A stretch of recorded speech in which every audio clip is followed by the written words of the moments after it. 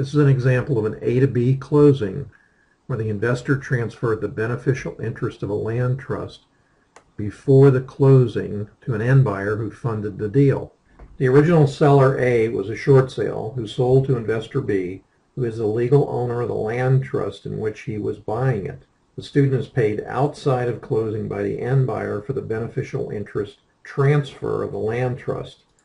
No money, as it was funded with the end buyer's money, no credit as no conventional lender was involved, and no risk because there was no money in the deal. This is a great example of how it's possible to do a transaction in a land trust with no money in the deal. This is a short sale prospect originally. The student contracted the short sale with a homeowner but had to wait to get approval from the seller's lender to short sell the property. This is an example that some lenders will allow land trust as buyers for these deals.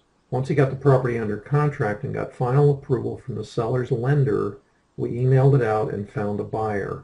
The end buyer didn't understand the principles of land trust transfers, but had his attorney approve the transaction. The $20,000 assignment fee was the student's profit on this deal. So now we're going to take a look at the HUD-1 closing statement, the A to B leg, page 1. In this case, there's not going to be a B to C leg. What we're going to look at first is the purchase price of $75,000. Again, the seller is receiving a credit for the same $75,000. Student is paying $2,045 in change for the closing costs. We'll look at those on page 2. Seller is paying, it looks like, $8,788 in change.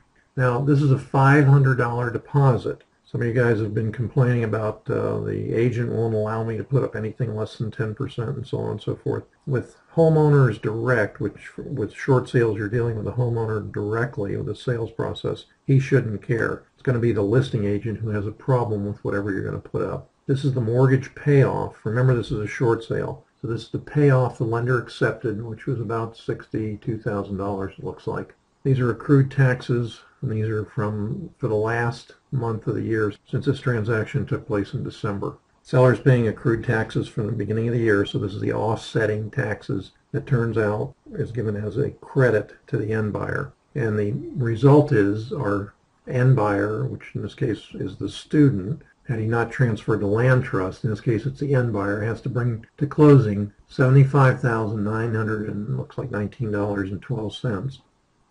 Plus the $20,000 assignment fee that's not shown on the HUD statement. And here, as is typical with a short sale, the seller receives nothing. The other way you can see that this is a short sale is to see here's a $3,000 HOFA credit. That's a sort of getaway money for the seller to leave the property in broom-swept condition. So now we're going to look at the HUD-1 closing statement. Again, the A to B leg, page 2. There is no B to C leg in this transaction. This is the commission to the selling listing agent.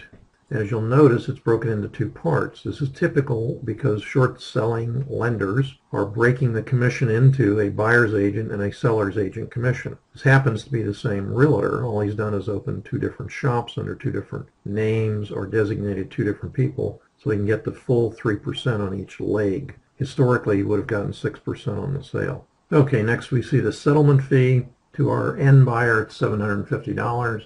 However, it's $1,500 to the seller's lender. I've mentioned this many times before. It's an opportunity for the closing agents to sort of stack on the fees to the selling agent. He also paid $125 for the title or abstract search, which is right here. There's a $1,500 loss mitigation fee. If you notice over here, it says loss mitigation fee. It's very, very unusual for the lender to be paying that, but in this case, the lender paid it, and that's fine. Here's a $500 abstract or title fee for the end buyer, $400 and some odd title insurance, $431.25, and these are just miscellaneous junk fees. The $450 is for the doc stamps for the transfer of the property. And again, these are little junk fees that come through on both sides. So the bottom line to the end buyer is $2,045.53 or so. And to the seller, it's going to be $8,788 and some odd cents. Let's look, we mentioned the HUD-1 closing statement B to C, page 1 and 2.